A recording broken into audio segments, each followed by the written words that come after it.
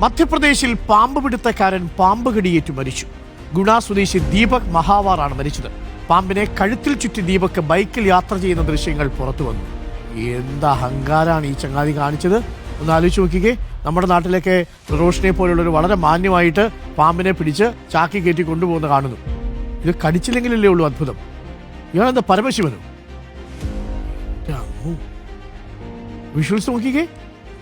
പാമ്പിനെ പിടിച്ച് കഴുത്തിലിട്ടേക്കാണ്. കരിമൂർഖനാണ് കേട്ടാ. ഗുണ സ്വദേശിയായ ദീപക് മഹാവാർ അതിങ്ങനെ പത്തി വിടർത്തി ഭണം വിടർത്തി നിൽക്കുന്നതാണ് പ്രേക്ഷകർ കാണുന്നത്. ഈ സമയത്തെങ്ങാനോ ആണോ എന്തോ കടിക്കുന്നത്. കടിച്ചു. കഴുത്തിൽ ചുറ്റി പോകുന്നതാണ്. ഇതാണ് ഇയാളുടെ ഒരു സ്ഥിരം രീതി.